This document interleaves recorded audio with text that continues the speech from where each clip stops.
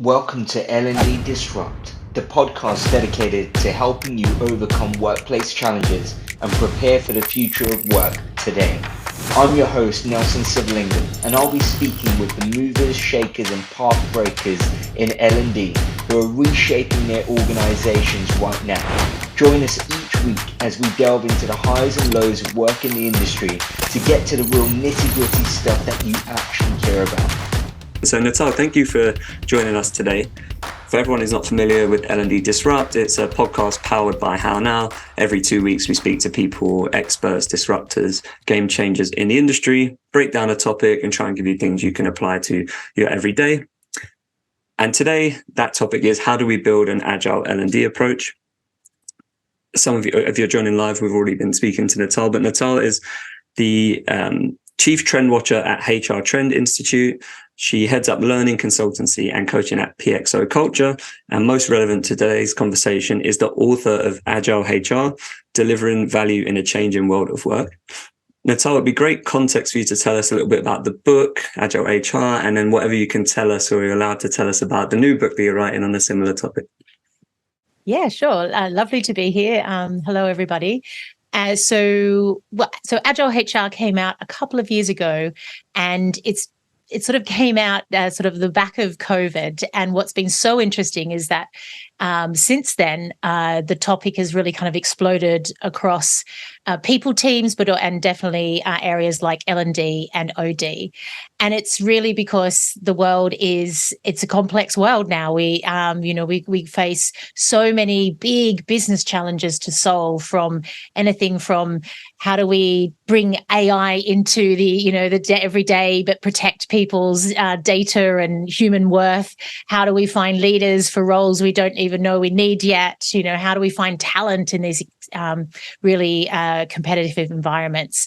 And how do you build learning in a very rapidly changing environment? So that's sort of the context. And quite recently, off the back of Agile HR being successful and really popular, it's really lovely. I go to conferences and people show me the book and that they've got sticky notes in there, which just makes my day.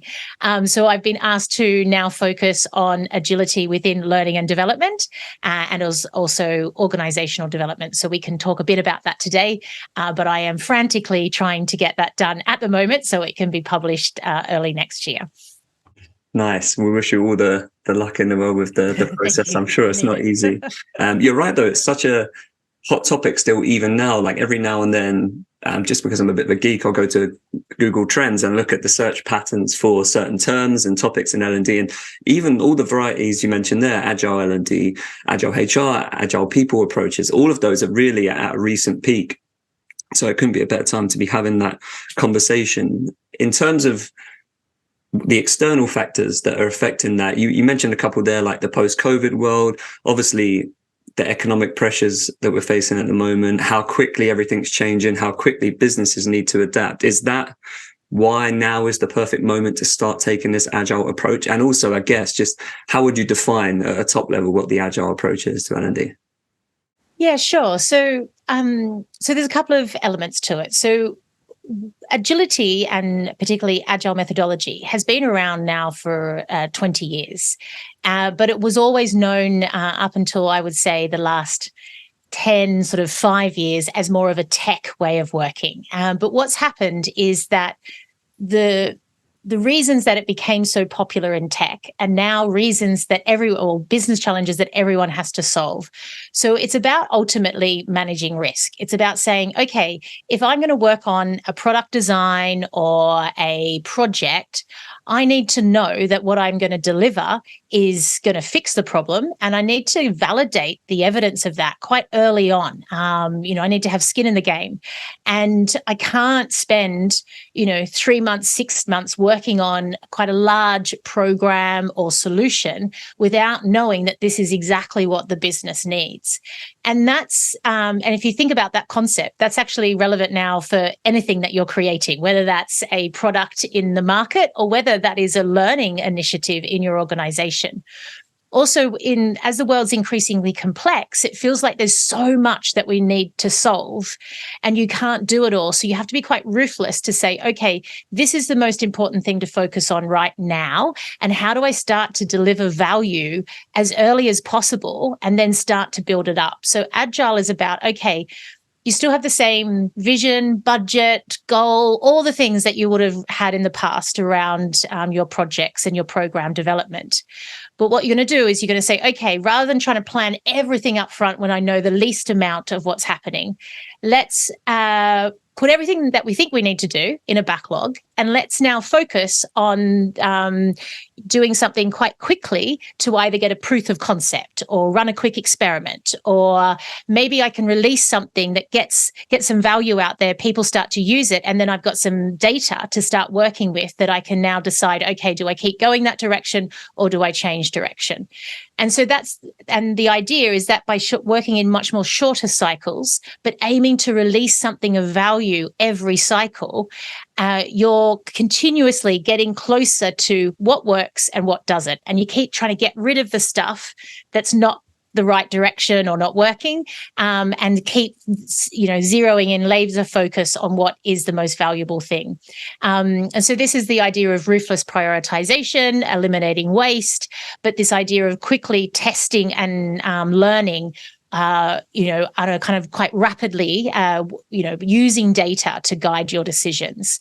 And most business is now trying to operate in this way. So everyone in the call today has heard a lot about agile organizational transformation. Most organizations are trying to move away from that kind of slow, bureaucratic, trying to do everything at once way of working, through to, all right, how do we become much more adaptive, much more lean, and we can actually get value out quickly, respond to customers' needs, and actually pivot and change direction as things come along, like AI or cost of living or world wars, these kind of things. So, well, maybe not world wars, European wars. Yeah.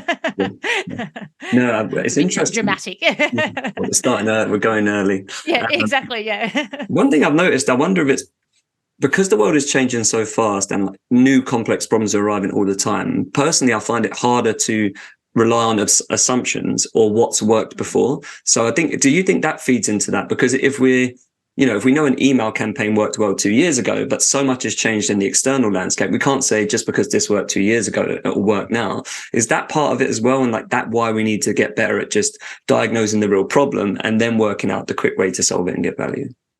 Most definitely. So it's about being very data driven. And if you think about the world of learning and development, there is so many opinions. Everyone's got a view because everyone's an employee. Everyone's had a learning experience. Everyone might think about skills that they need to develop. But how do we know any of those assumptions or opinions are what's right? And so, it's about quickly validating that. And I do find that the world of Agile talks a lot about HIPPOs, so the highest paid person's opinion. And in the world of people and L&D, HIPPOs can have a lot of sway. For example, a classic is running a senior leadership program. And I can talk about an example of someone doing an experiment in that place at the moment. By default, you go and do this big, grand, fancy leadership program where it's got a lot of status, a lot of bells and whistles, but does it really fix the problem? Are we delivering that because people think that's what they should have, as opposed to that's actually going to change the business and move people forward? So definitely, there's a lot of assumption, and you need to try and move beyond that quite quickly. And that's the idea. How, if you break it down into shorter cycles, go and get some data, test a hypothesis. If we think that people need an email campaign and it's going to work, go and test it for 1 week with 20 people and see what happens, and then go from there. Yeah. Yeah, absolutely. Funny enough, I've been putting some of this advice into practice myself since the last time we spoke. But for example, we've got a lot of blog pages with loads of traffic on. If we can capture more of the traffic from there, that's only a good thing. But do we need to build up everything after the capturing the email address, because we don't know if there's actually demand for that thing? So it's like moving quickly to understand if this is any validation to continue with this idea. You mentioned totally. about... And Sorry, I was just going to say, and the dilemma, I think, in the past was in the area of L&D and OD, we've always been looking for metrics. How do you measure this? How do you understand impact? And the idea is, if you break it down into small experiments and you start seeking out, okay, behavioral impact, so feedback, experience, what's going on for people, but also activity, how many people are logging in, how many people open the email, and then, okay, what are they doing as a result of that? So I always talk about experience and operations as the EXO, as the metrics to track.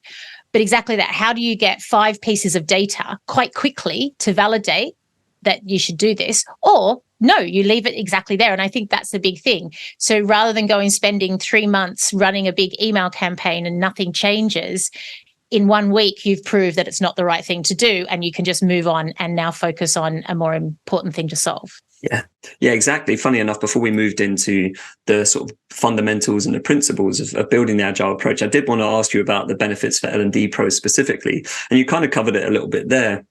Taking this approach allows you to be evidence-based. So we saw A metric move to B, or value-driven, because the short test is about working out if this is going to influence the sort of business metrics. And I remember last time we spoke, you also mentioned it will break L&D teams out of silos, this kind of approach. And it also kind of forces you to be a bit more user or human-centric. So I'd love to hear your sort of thoughts again on that topic.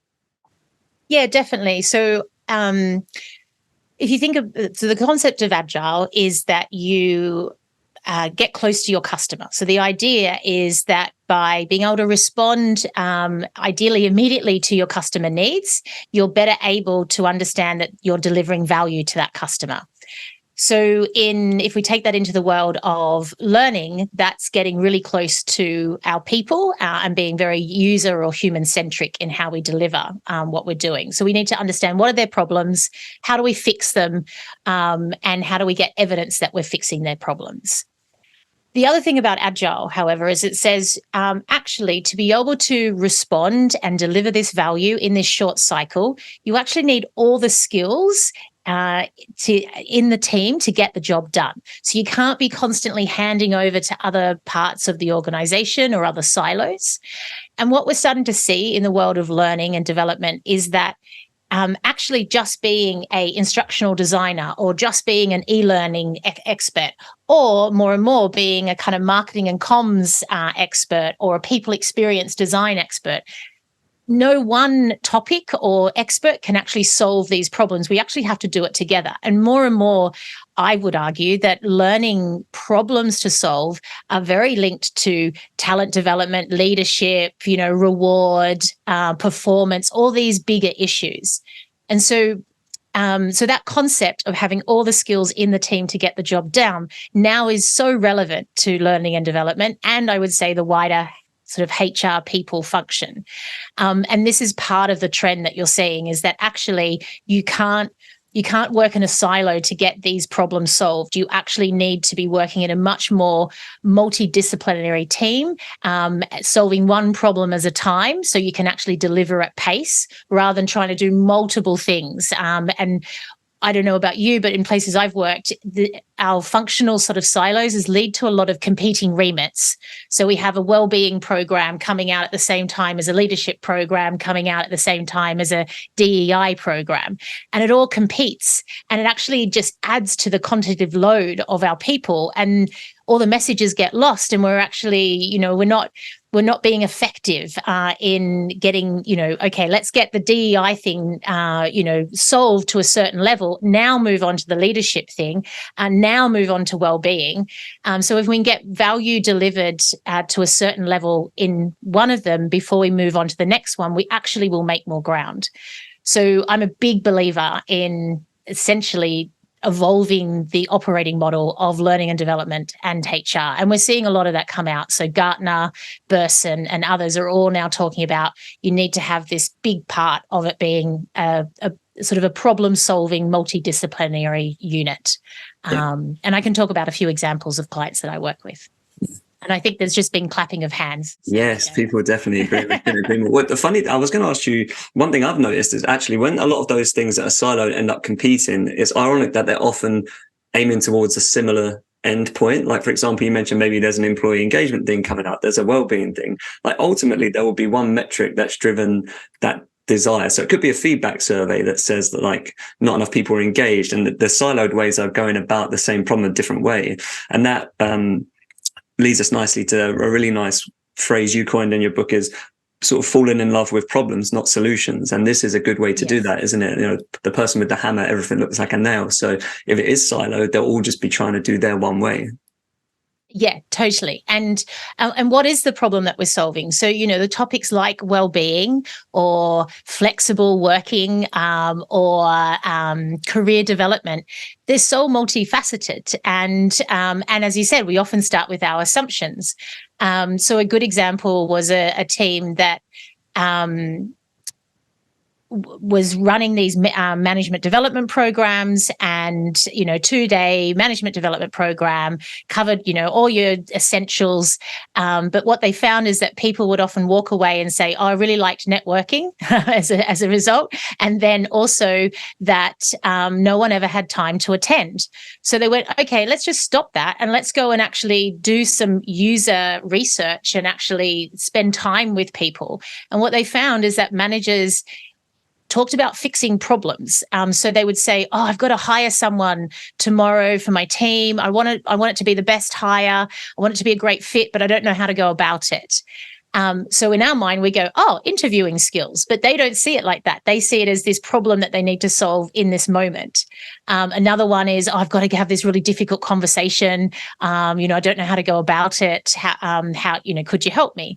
So what they started to do is go, all right, how do we change the language, and how do we have more, let's just focus on one problem like the interviewing, but let's use their language. You know, do you need to hire someone and not sure what to do? You know, and then they started to just test small solutions, you know, 90-minute sessions. What if they could talk to a coach? What if they could watch a video?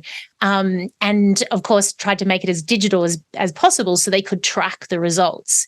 And what they found is over time, they started to build up this new ecosystem of learning around management development that had so much more engagement and actually got so much more traction because they were focusing on the problems to solve.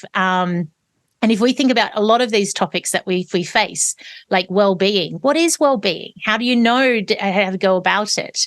I was speaking to a team the other day, and they went to solve flexibility and hybrid working. And what they found is that everyone had a different opinion. And what they had to do was start just running experiments in certain parts of the business.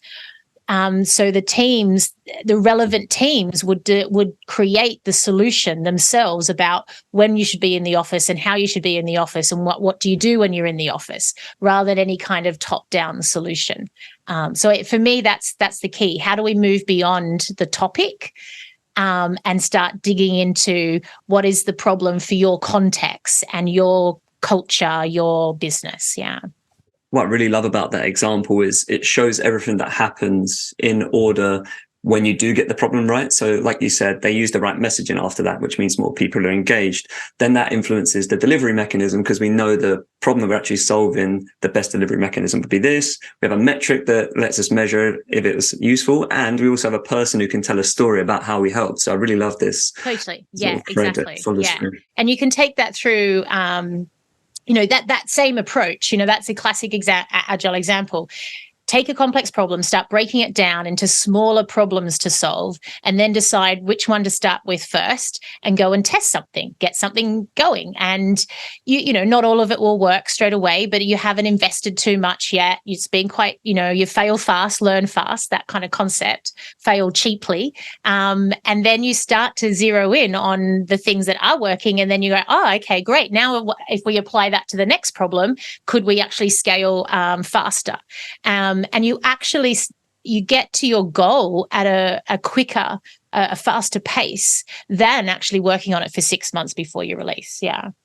No, super interesting. Yeah, thank you for sharing sort of so openly a couple of examples. I know someone in the chat said they'd love to hear some personal experience. Yeah, I think that comment was about the examples around working in a multi-skilled way. Yeah. I can quickly comment on that if you want. So, so more and more, what we're seeing is people functions, looking at how do they have an area within their function that is essentially a problem-solving team. And so Gartner calls this, this kind of collective agile approach.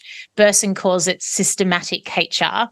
So one client I work with, they've actually taken the big step now. So we work together for a lot of years. We brought in this sort of agile cycle, and we started to try and prioritize and visualize work across the function and understand what was the most important things to solve. And what we found from that is that we could never kind of get a group of multi-skilled people together fast enough to deliver, and solve the problem that came as it came up. And so what they've created is they've actually changed their people function into strategy, essentials, services, and what they're calling people products. And in the people products sits L&D, sits OD, actually sits some techies and some ex-business partners, some analytics people, and they now just focus on one problem at a time. Sometimes they need to produce something within a week. Sometimes they've got a couple of months. One of their first problems was career development, which is, a classic L&D one. However, career development in that organization linked to job roles, job functions, reward. It wasn't just about skills. And so it was a great example of how if you solve it with what I call a T-shape, a multidisciplinary approach, you can actually get more done. So that's kind of an example there. Oh, yeah, I love that. And I think that's really good. All of that we just spoke about is great context for how we're going to approach the rest of the session, because it will essentially be fit into like 3 buckets around mindset, design, and then some tactics that people can apply. So just a reminder to everyone, if you want to drop any questions in the chat as they come or any thoughts, it's really good to see some of the stuff people are sharing in there. The first one is mindset then. So the fundamentals of an agile mindset is essentially what we're looking at here. And if I remember rightly, before you phrased this as sort of plan, do, review, and adapt. Is that correct? And if so, talk to us about how they work in that agile mindset. Yeah, sure. So so it's interesting when you speak to people that are kind of agilists, they all bang on about mindset, right? Oh, you got to have the mindset. It's not just tools. It's not just ways of working. But then there's this little chicken and egg thing that happens, which is you can't really change your mindset unless you give it a go and try things out and use the tools. So it kind of, so you can constantly debate how to do that. But ultimately, I find that people need to experience what agile ways of working so they can go have some light bulb moments. Oh, that's what I mean by quickly testing something. Or, oh, look, I just took this idea to 5 people and they hated it. Oh, okay. That's good because now I'm not going to do it, So, so mindset, I'll define kind of mindset and then I'll move back to the plan, do, review, adapt. So, there's a very good writer out there, Simon Powers, and he talks about actually mindset being some beliefs. So one is that you believe the world is now complex. So it can't be managed and controlled in the way that it used to. Things aren't linear. There's no clear cause and effect. If you do one thing, it won't automatically lead to something else. It could lead to multiple things that you weren't expecting. So in complexity, you need to operate differently. You need to work differently. The other beliefs, however, is this idea of people, that actually bringing people together and in self-organizing and in a multi-skilled way, we can actually solve complex problems. And so Agile is very much about, we believe that people have the answers and let's create the environment where they can actually excel and work together. And then the other one is this proactive belief. So this is this idea of continuous improvement. So by embracing that rhythm of plan, do, review, adapt, and constantly inspecting what you've done, did this work? Did we get the data? If not, what should we do next? There's a real momentum that is created in Agile. So that's kind of I like that kind of definition as the mindset. The plan, do, review, adapt is ultimately that cycle. So you want that cycle to be like 2 weeks, not really longer than a month. And in the world of sort of L&D and HR, generally if you go over the month, it's too long. And you want to, of course, still have your big picture plan, your roadmap, but then you're thinking, okay, in this cycle, this 2 weeks or 1 month, what are we going after? What are we trying to do? How do we know we're going to have done it by the end? What does that look like? Okay, let's go and get some stuff done. And let's not have long meetings about it. Let's just check in as we're doing it. And then at the end, we're going to review. So we're going to review the what, so what we've produced, the product, and we're also going to review the how we worked. And we're going to look at what's the 1 or 2 improvements or changes that we now take into the next cycle of work. And that's the adapt. But also, by the end of that cycle, you might have something completely has changed in the organization. Budgets have gone, your CEO's walked out, maybe you've had a social media crisis with your brand. You might have to actually change direction. You might need to pivot. You might need to even stop what you're working on and work on something else. And the idea is by doing that in the cycle, you now can adapt and you can respond. So it kind of gives you some discipline in how you do respond to changes. I think one of the carryover benefits of this process as well is that review stage. We look at what and how, because often we talk about showing impact and we can get a little bit narrow on the metric, but actually is the process functioning. Yes. It might be that it wasn't as efficient as it could have been, and that could be the thing to adapt. Or it might be that we got to that outcome, but everybody hated the process and no one's going to want to do it again the next time. So have you seen that happen as well? Yeah, definitely. No, and I think you're right. The review is key. It's also about getting comfortable with sharing unfinished work. So if you think about it, often people like to, they don't want to kind of show it to others until it looks really nice, or it's all working, or they've gone and got the evidence that this is exactly what to do. But that means it takes longer and longer. So one of the biggest kind of changes I found for teams that I work with is this idea of you show each other what you've done so far. And it might not be finished yet. It might be still a bit rough, but you get such amazing feedback because there's a sort of a saying that no product survives the first time you see it, the user uses it or the customer uses it. And it's true. You take anything to somebody and they're going to, they'll rip it apart. They'll tell you what they think. So you want to get that early. So then you can start to build go in the right direction. Also, I don't think we kind of review how we work enough, as you say, and this could be tools.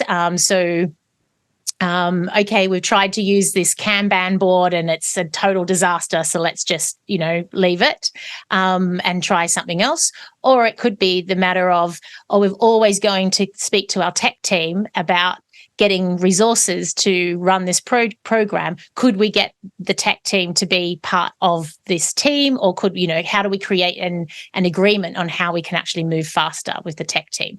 So that kind of constant review of the ways of working and the value you're delivering, I think is really key. Yeah. And that's where you get that continuous improvement concept. Yeah. No, exactly. And I suppose it's getting comfortable. I really like this idea of not having to have the finished article. And one of the best examples I always see is let's just test something out with a Loom video. Like if it's a piece of internal training or we want to guide people through a process, do you really need to spend ages doing a step-by-step guide, or could you just share your screen for 5 minutes, record how you do it, and see if it's helpful? And then you learn that, well, okay, let's create a more polished version of that if that's important to us. Exactly. And, there's a good example. A team was working on a solution around career development. And they, after doing some of those, sketches and a bit of kind of feedback, it started to look like a good idea was creating a website that people could find career opportunities at the organization through. And that maybe they could even connect it with their LinkedIn profile and it would be quite dynamic. But they were like, well, is that even worth going after? That's quite a big investment. That's quite a lot. So they actually mocked up some examples of that on paper and sat down with people and actually went, okay, you've just got this email in your inbox. What would you do next? Oh, okay. Oh, I'd click on it. Oh, okay, great. So now this page is this screen is showing. What would you do now? And only after having some validation through that very basic mock-up of a website and a kind of process, did they go, oh yeah, it looks like it looks like there's enough kind of evidence here that it's worth now doing an initial trial. So exactly, it can be so basic to begin with, but actually it gives you so much validation to move forward. Yeah, now you're speaking my language. I'm such a pen and paper guy. If I can do anything pen and paper, that's going to be my default. I always lean to it. One thing about mindset as well, before I wanted to move on, is you mentioned in the book about thinking like a scientist, and I'd love to hear a little bit about why that's important and useful in this process as well. Yeah, well, so it's about coming back to that assumption comment that you made earlier, Gary, which is there's a lot of assumption, there's a lot of opinion. Unfortunately, there's more and more misinformation out there, and I think there's maybe in the past, for some reason, learning and development and HR, we didn't always have the credibility of finance or other parts of the business. We're seen as a bit fluffy, a bit kind of soft, soft skills, all these kind of things. So the idea, being a scientist, but it's year 10 science, right? So it's going, all right, I have a hypothesis. So if you say that, like just before, my hypothesis is that if I give people a website where they can find career opportunities, they're going to use that and it's going to lead to more internal hires. Okay, at the moment, that is what you think, it's your hunch. You don't have any evidence. And the idea is, how could you quickly validate or not that hypothesis stands, so you can then build the solution on it. So a lot of what I do is actually spending time with teams talking about running experiments. So how could you run a short experiment that will quite quickly validate your hunch here? Or how could you even run an experiment to disprove what maybe a senior leader thinks? Because, the classic one is a senior leader turns up and says, oh, everyone needs training in time management because no one seems to be able to get anything done on time. Well, when the reality is that possibly people are going after too much. Maybe the team, their planning's not great. We're not prioritizing. Maybe the manager himself is not leading in a very effective way. So how do you go and get some evidence around that hypothesis? I really like this. My big bugbear in life in general is people who present hypothesis as if it's fact, and it's just based on subjectivity as opposed to objectivity. Exactly. And this is a great way, let's go back to year 10 biology, like you said, and we're going to test this rigorously. Yeah, I really like that. And actually have so even the mock-up that I talked about, okay, the evidence was that people said they talked out loud. They said, oh, this is good. This is useful. Then at the end, you get a rating. How likely are you to use this? So you can get some data that on a very basic level is going to allow you to move forward with another experiment. And the idea is, I often talk about how I hate the word. Lots of people think a pilot is an experiment, but a pilot, generally, you've already invested a lot of money, you've done a lot of design, you've probably even signed a vendor form, and now you're rolling it out to the first cohort.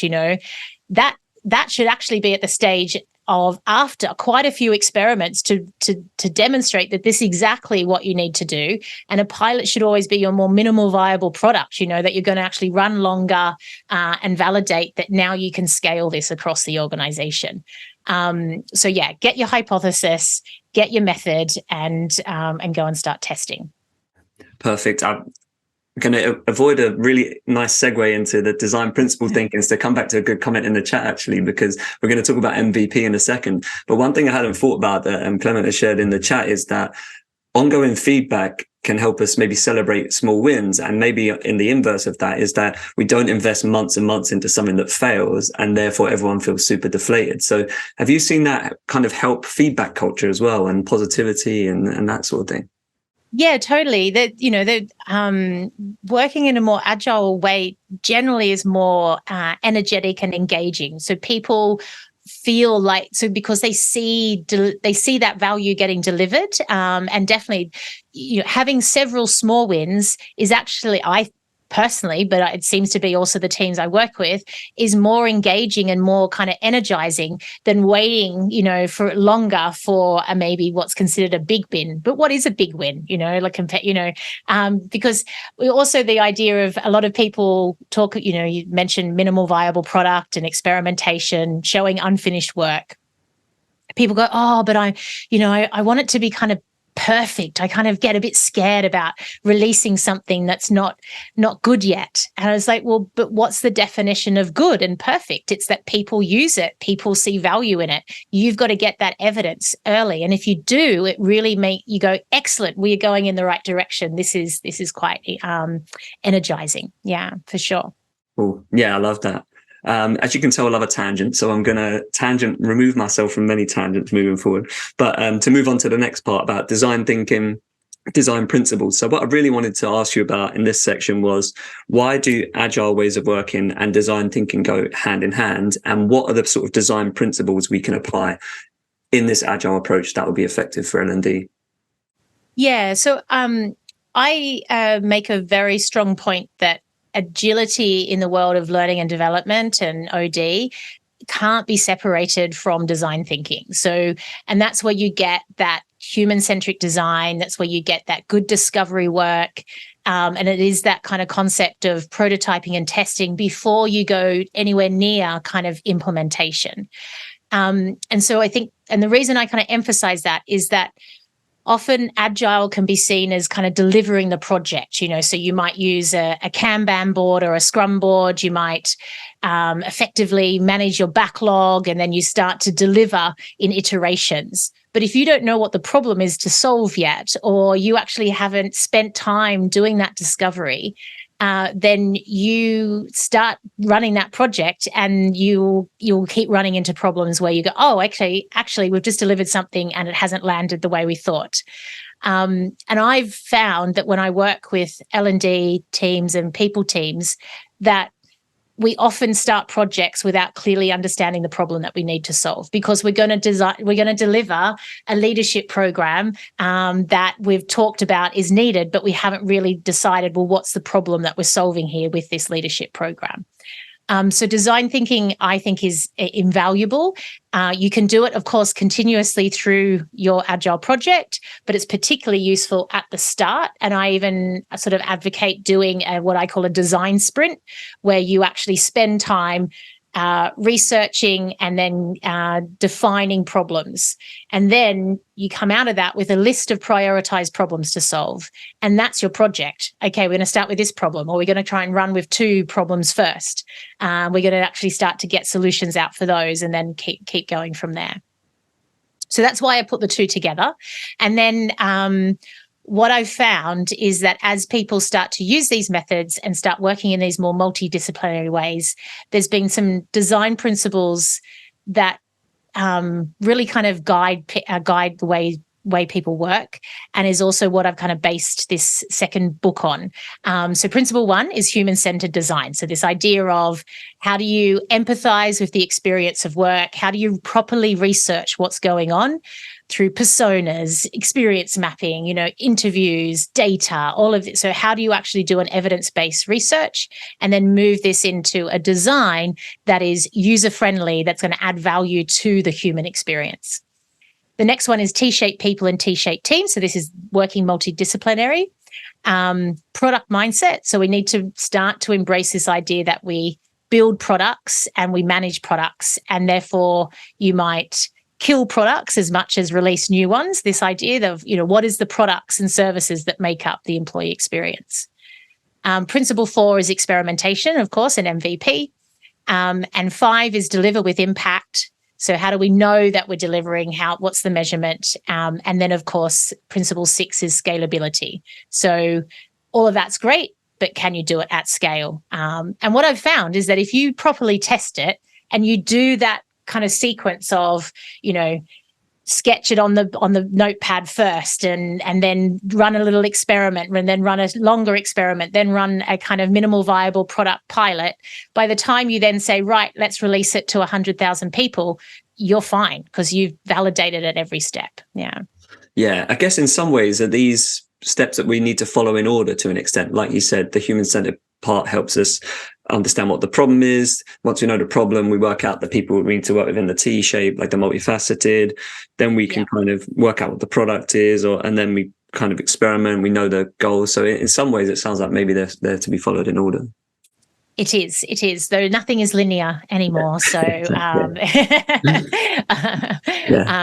yeah, it very much so. I think when I tested these design principles are ones that I've used with some of the teams I've worked with over the last few years, and some of them have actually come from the team. So they've actually, as they start to transform and change their ways of working, they've set out key design principles. But I also was speaking to a senior L&D leader that I think is a great agilist, and they made the comment that, you need to start with the kind of almost the mindset of the human-centered design and then go from there. And that is key. Yeah.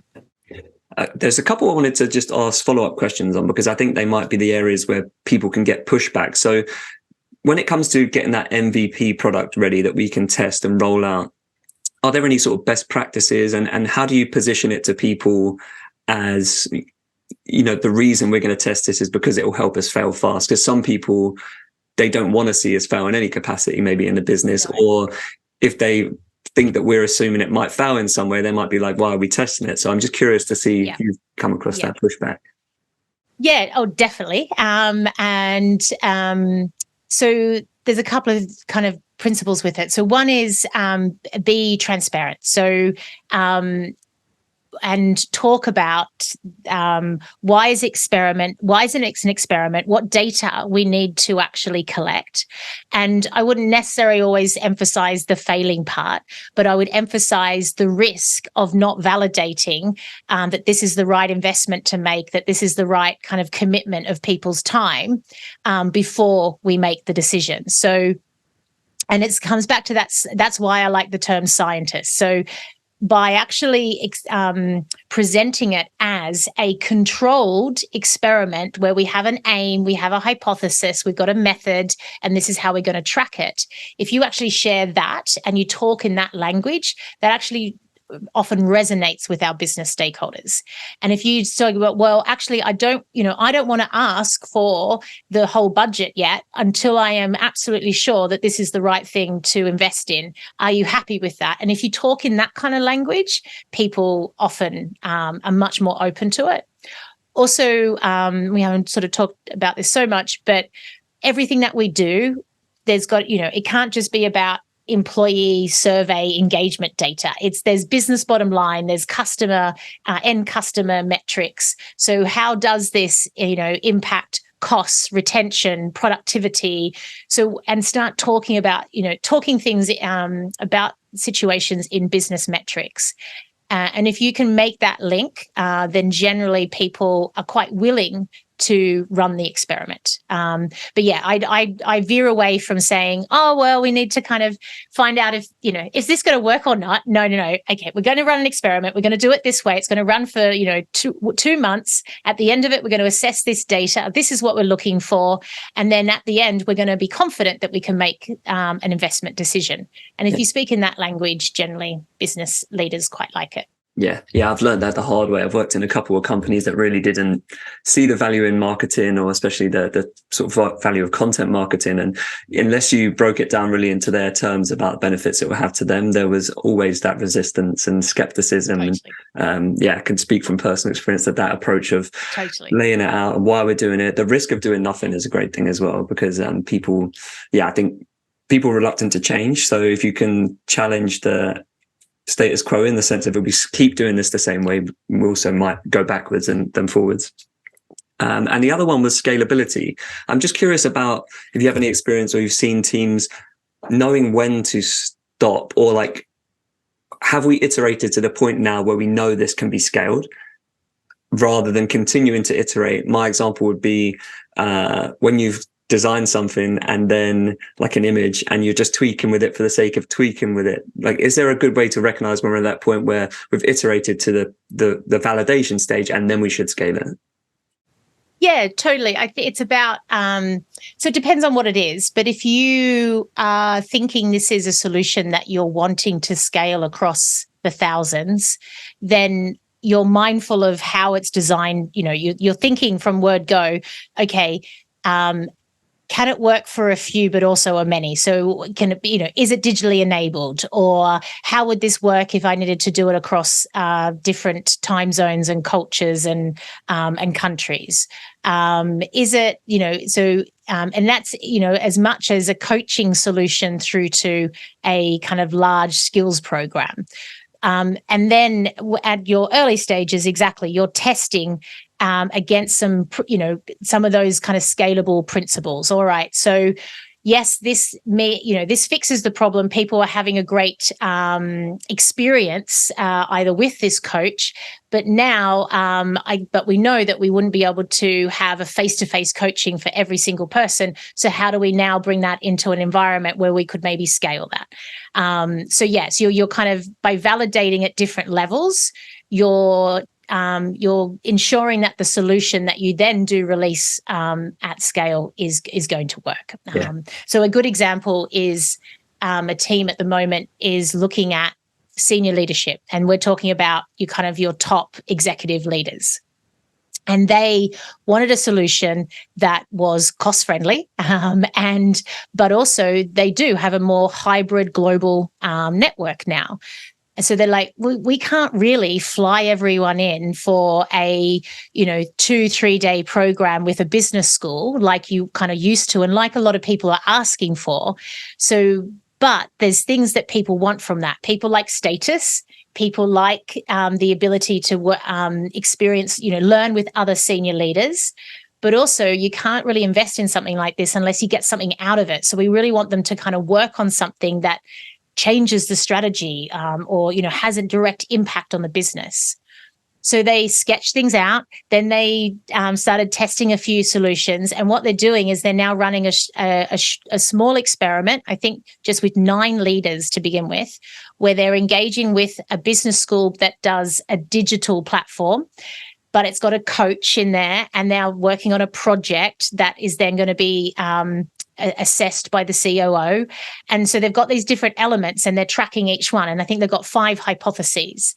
And that's the thing. So if that works, they'll be able to scale across their whole cohort of senior leaders. If it doesn't, then okay, they stop it there. But they haven't invested too much yet. And it's a good example of how you're looking at, all right, how do whatever I build, it's going to be able to meet a lot of people in the end, but I'm going to start it small to begin with. Yeah.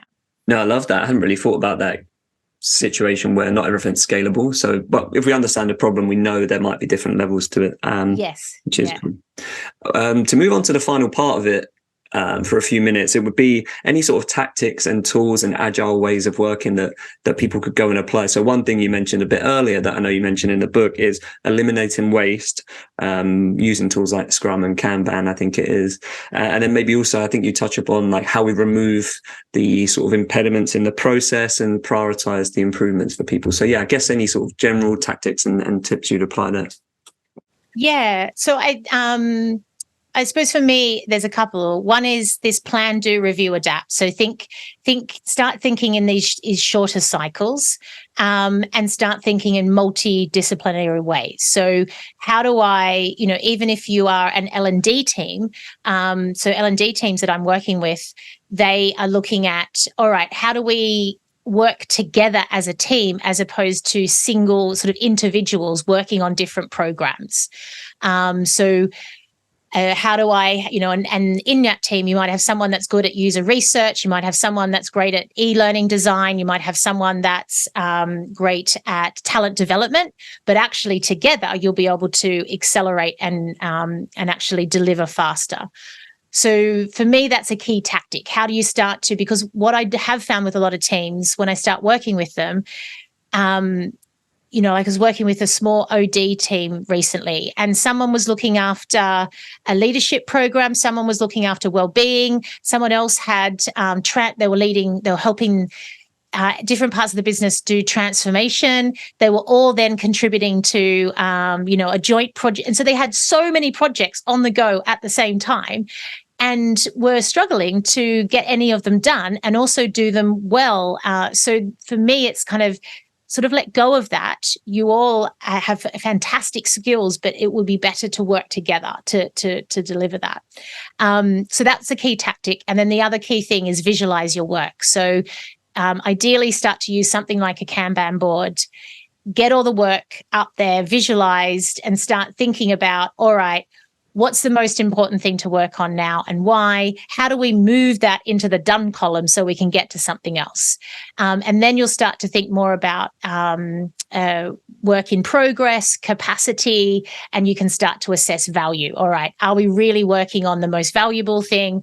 If not, why aren't we? What does that start to look like? And so building that cycle, and I go in and I do that with 100 people in a function or a small team. So just getting this cycle, plan, do, adapt, visualize work, start to think about, are we going after the right things? Where's the evidence? And sort of then build it up from there. Yeah. I love that visualizing part because it will help you see where you're spending too much time, order of things need to happen, where the blockers are, where things aren't intersecting with each other. So yeah, I really like that one. I've got a couple of questions from the chat before we close. Questions. Yeah, do those. I can't believe how quickly this has gone. This is time is speeding up. If I was a scientist, year 10 scientist. Complex world. Yeah. Cool. Let's go for the first one. What role do you think AI will play in the way we run agile teams? Would it be different for us, and how can we make the most of it? Yeah, it's a really interesting question. I've actually been asking this question to quite a few people I've interviewed for the book. And, and I find AI fascinating because on one hand, it could be the ruin of us all. On the other hand, it could, save the day and mean that we save the planet, we save each other, and we live harmonious forevermore. It's probably going to be somewhere in the middle to begin with. But there's a couple of things.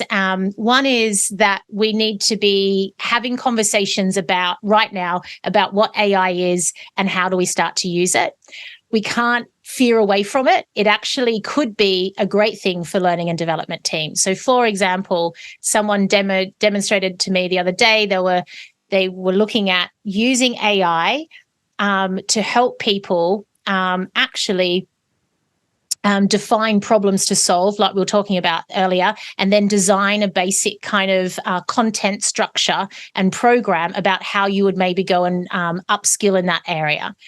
They were also using an AI bot to then, when people started to use digital learning, talk to the people and say, okay, have you used this? What's happened next? What are you encountering any problems? Can I help you?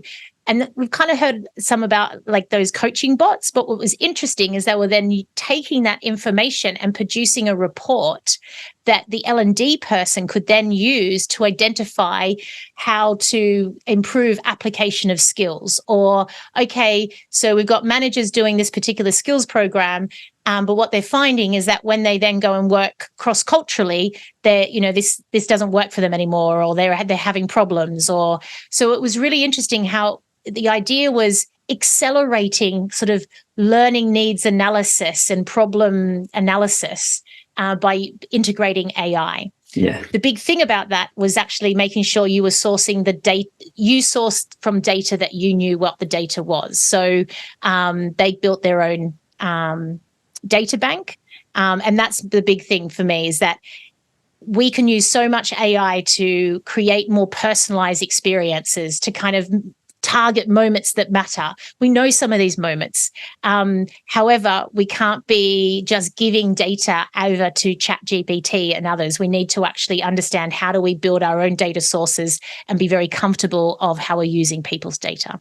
Yeah, no, I completely agree. I've seen a few people talk about this and had some conversations, and I think the test part is interesting as well, because, for example, if I need to test if a sequence of communications resonates with my audience, then I could just ask ChatGPT to write all of those emails for me and then test it on a small scale and then see if that does resonate, and then we move again. And it's the same like you mentioned with the data there. Actually, it can fill some gaps, whether those gaps are skills or time. But if I don't have time or the skill to analyze data, which I definitely don't because I'm not great with numbers, it would be like if I could ask a tool to do it for me, that would be really, really helpful. And I guess it's just like you said, ensure your prompt is accurate and ensure any data you're using is accurate as well would be like the ground rule. Yeah, like so I started to use the phrase that we become the editor, not the creator. So we use AI to help us create solutions much faster, but we have to edit. We have to oversee where's the data come from, how's it being sourced, and now how would it be used? Does it contain misinformation?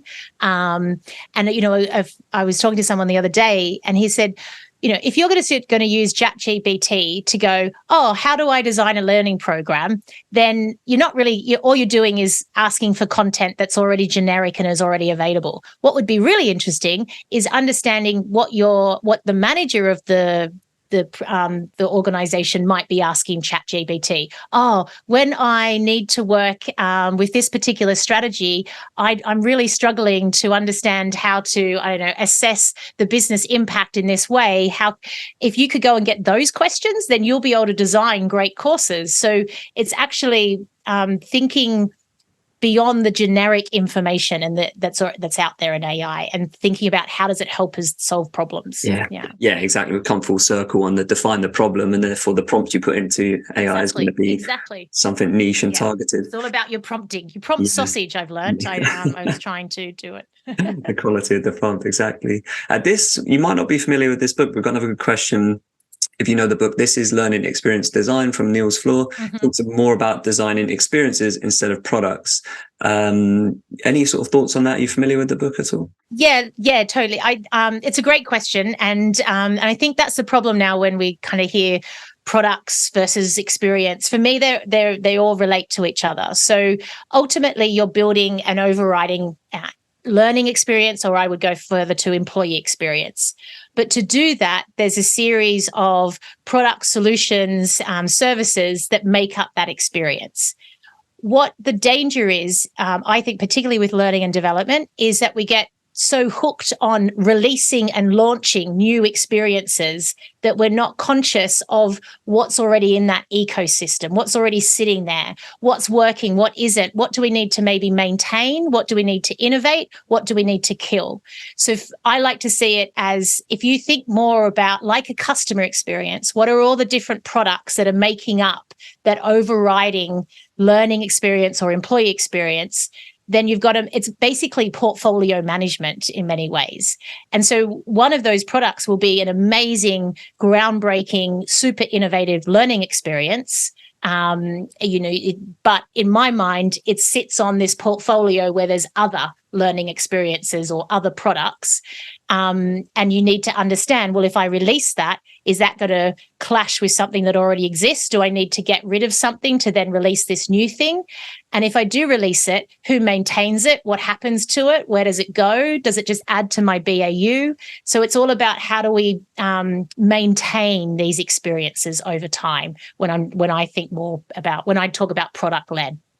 I hope that. No, that's really useful. To put L&D people's mind at ease, this is also a marketing problem as well, of creating. Exactly, it is, isn't it? Yeah. Not doing enough stock taking, always more content, never plan, review, adapt, improve, optimize. Exactly. Yeah, it's a universal one. I can't believe it. We've hit 12 o'clock, which means we're bang on time.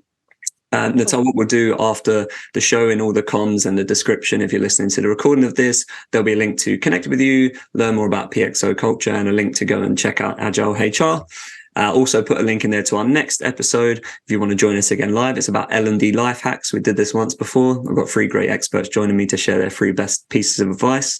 And I won't be able to go on any tangents that day because there's stricter time on that one. But other than that, Natal, thank you so much for joining us. It's been really interesting. Pleasure. Thank you so much for having me. And thanks everyone for joining and your great questions. Before you head off, I want to tell you about 2 very exciting things. Death of the LMS, your free guide to skills first L&D is now live. From the numbers that explain L&D's current problems to lessons on how you can build a skills-led strategy, this is going to help you drive more impact through learning. You'll find the link right at the top of this episode's description. And just below that, a link to our new weekly walkthrough, where we show you how this can be done in practice and give you a tour of How Now, our learning experience platform that gets 5 times more engagement than a traditional LMS. So, thanks for listening, and we look forward to seeing you again for another episode of the podcast.